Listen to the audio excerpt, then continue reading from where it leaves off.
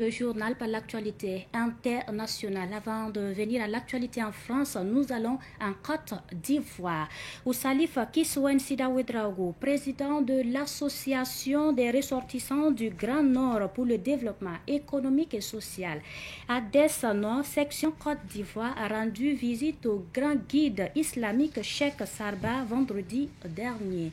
Une démarche qui vise la consolidation des liens et pour bénéficier des bénédictions du grand guide. Pour l'occasion, il était accompagné d'une forte délégation. Les détails avec notre correspondant Boukari Zongo.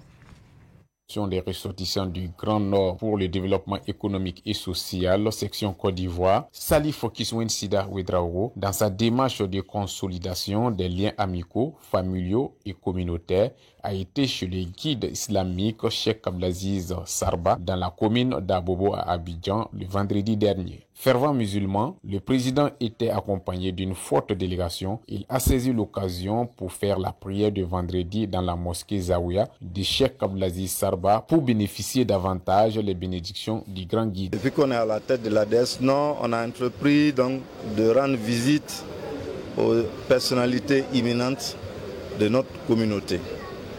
Le Cheikh Sarba est notre fierté. Le Cheikh Sarba n'est pas seulement un érudit de l'islam, c'est une personne d'une grande sagesse et c'est ce qui nous amène aujourd'hui à venir donc prier avec lui, demander des bénédictions à l'imam, au cheikh et à l'ensemble des croyants qui se sont aujourd'hui prosternés pour magnifier Dieu. Très ravi de la visite de son frère, l'éminent guide de la communauté tidjania, Cheikh Abdelaziz Sarba, a remercié son hôte pour cette grande marque de considération. Au nom de tous nos mourides, nos cheikhs, nous remercions d'abord, nous rendons grâce à Allah subhanahu wa ta'ala qui nous a permis aujourd'hui de prier en recevant notre frère et président de l'ADS Nord pour lui rendre hommage de tout ce qu'il fait pour notre communauté et puis tout ce qu'il fait aussi pour nos frères vivant en Côte d'Ivoire. Vraiment, nous, on demande à Allah subhanahu wa ta'ala qu'il assiste beaucoup pour qu'il atteigne tous ces objectifs qu'ils ont préparés pour atteindre la paix et la cohésion sociale en Côte d'Ivoire. C'était avec des poignées de main que la délégation a dit au revoir au grand guide. Comme annoncé en titre, la France secouée par des manifestations aujourd'hui. Selon le ministère de l'Intérieur, environ 175 000 personnes ont participé au mouvement bloquant tout, à travers 550 rassemblements dans tout le pays. 473 interpellations ont été enregistrées, dont 203 à Paris. Soumaïla Rabo. De la théorie à la pratique et du virtuel des réseaux sociaux au réel du terrain, les partisans du slogan et du cri de guerre bloquant tout le 10 septembre 2025 en France ont donné du fil à retordre aux forces de l'ordre, mais pas seulement, aussi au ministre sortant Bruno Retailleau de l'Intérieur.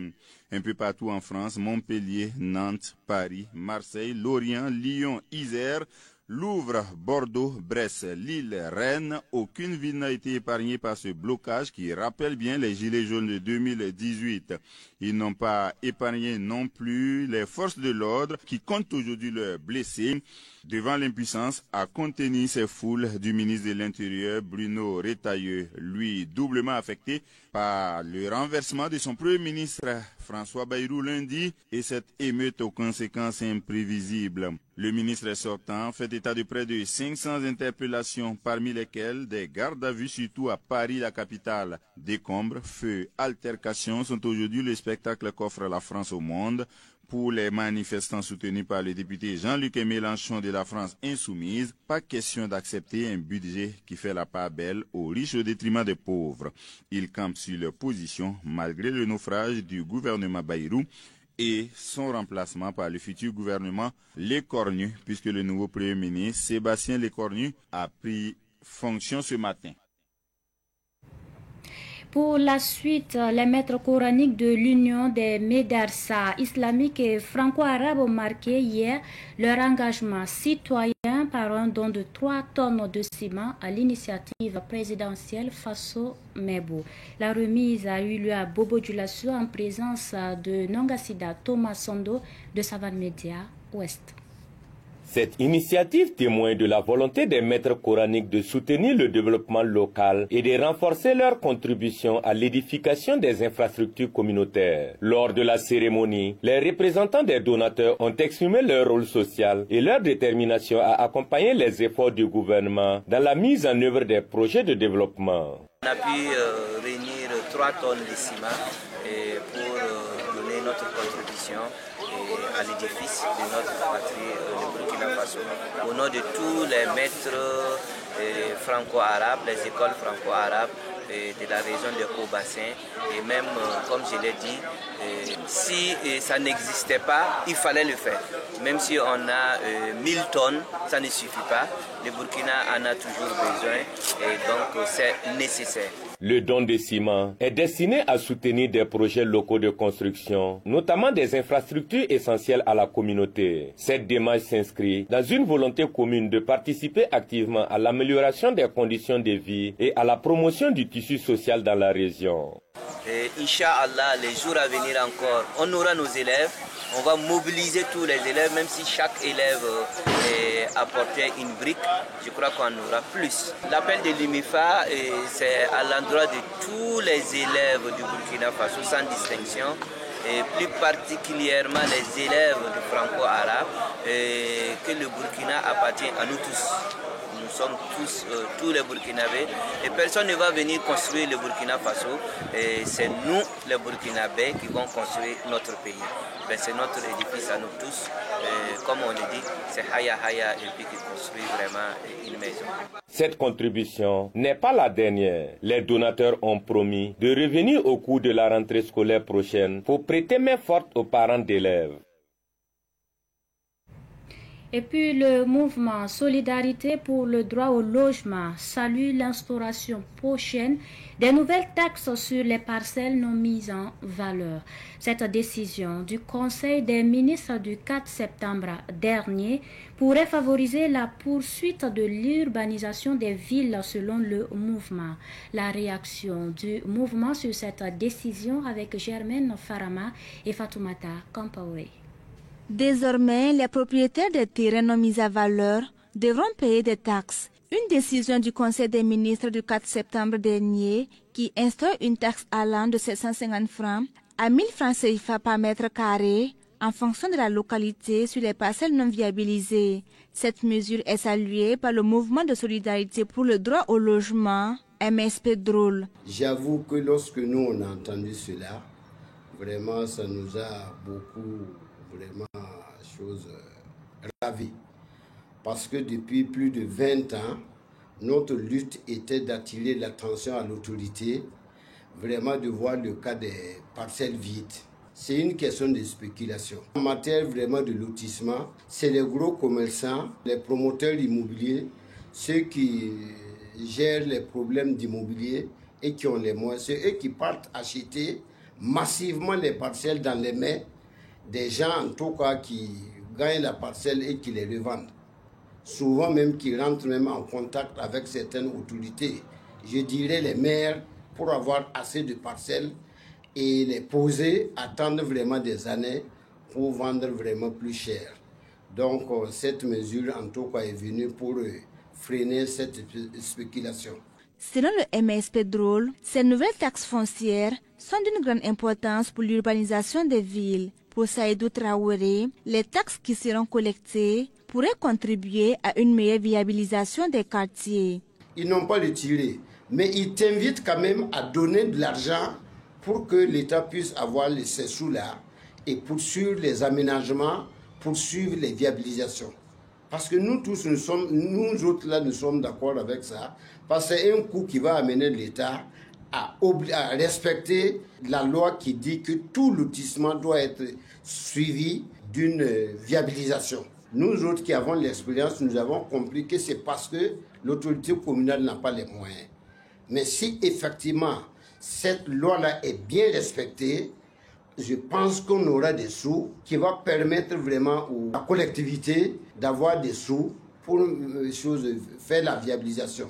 Même si le mouvement apprécie positivement les mesures prises, il reste réservé quant à leur application. Pourtant, pour Seydou Traoré, l'application des lois demeure un défi pour une bonne gestion des terres au Burkina. La loi là est là, mais je vous dis que ce n'est pas encore adopté, puisque ce n'est pas évident que le ministre même a signé vraiment la loi.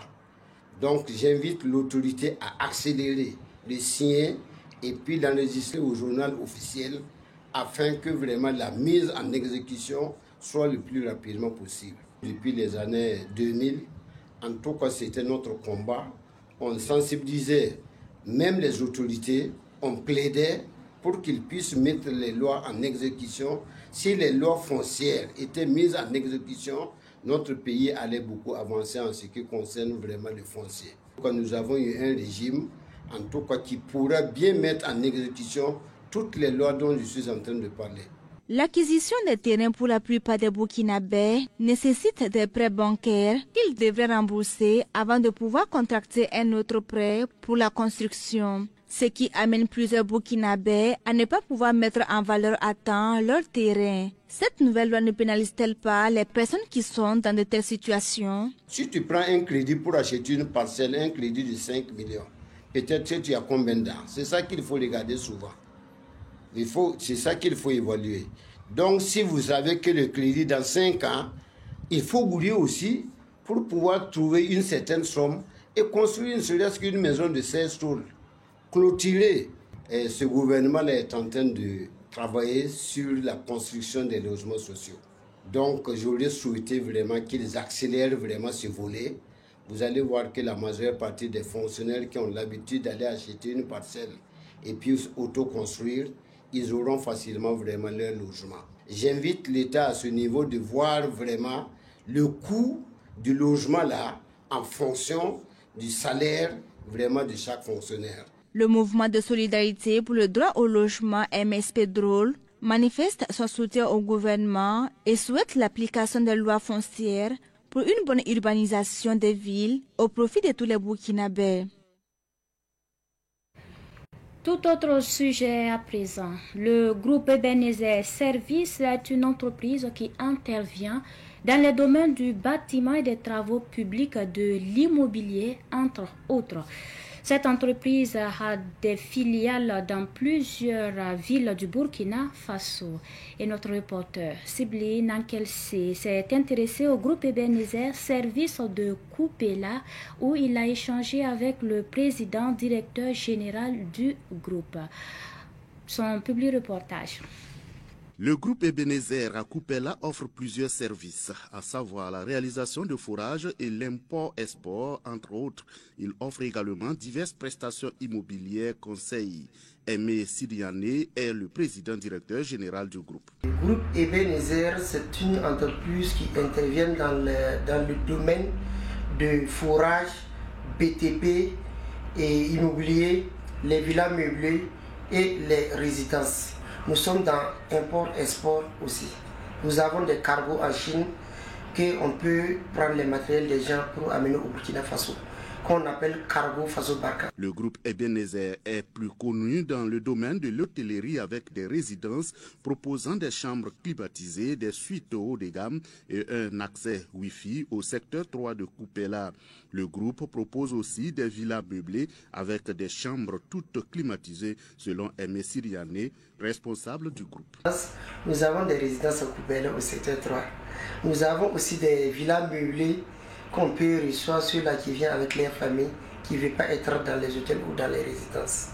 Nous avons des villas meublées pour ces personnes.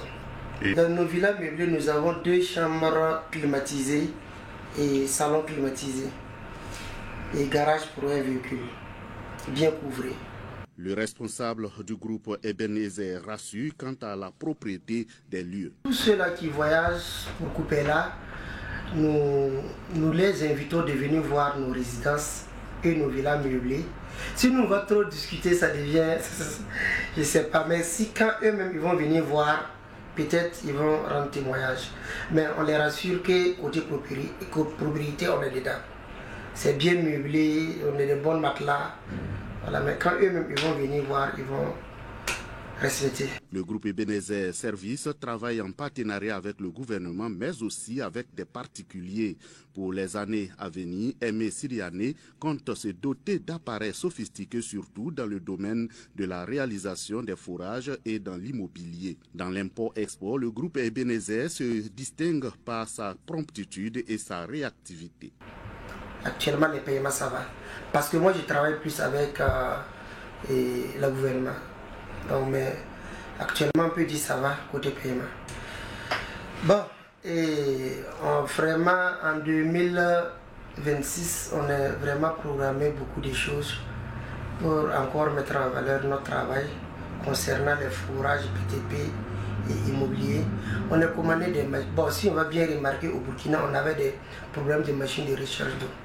Donc, on a eu vraiment des machines, je ne peux pas dire 100%, mais au moins 90% qui peut nous promettre.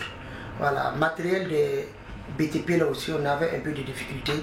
Mais Dieu merci, on a pu commander quelques matériels quand on veut mettre en place et on pense que ça va donner.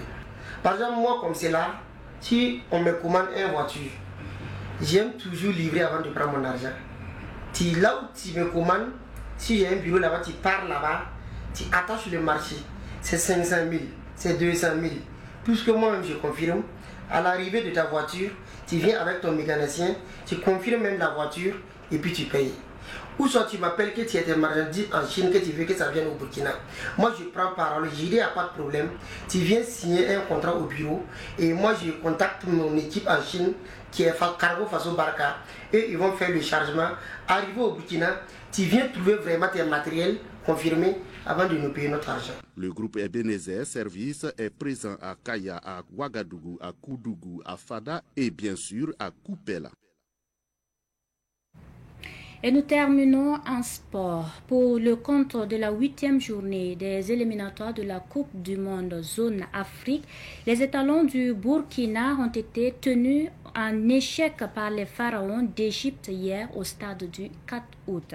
À la fin de la rencontre, des supporters se sont exprimés au micro de Ruben Wilson Kodio. Le match qui nous a été donné de voir, c'est vraiment une belle prestation de la part de notre équipe nationale. Et moi je pense qu'avec une telle prestation, nous avons toujours la chance pour mieux faire, pour mieux donner. Et donc vive les étalons.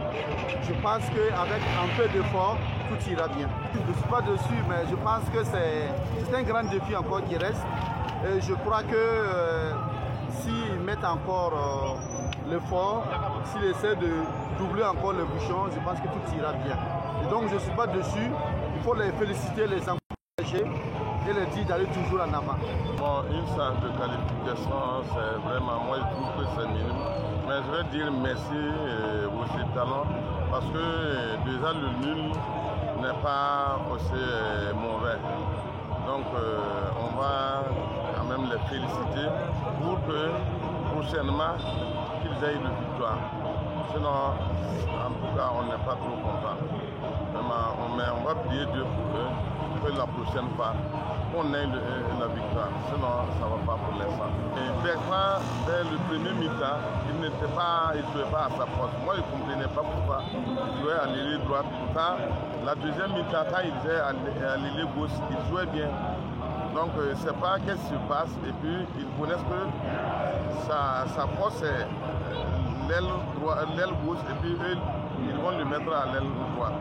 Et puis, bon, ça ne bougeait pas. Moi, j'ai senti le ballon là, c'est bon. Les talons est joué, surtout Bertrand est joué. Massoulou là, ça date bien. Parce qu'on sait que dans 4 meilleurs premiers, on est dedans. Ceux qui sont là-bas, nous, on va qualifier. Cette Coupe du Monde 2026, c'est pour le Burkina Faso. On va aller ça premièrement. Voilà. Pour moi, je vois que ça là, c'est bon. Si ça finit comme cela, il n'y a pas équipe dans l'Afrique qui va nous battre encore.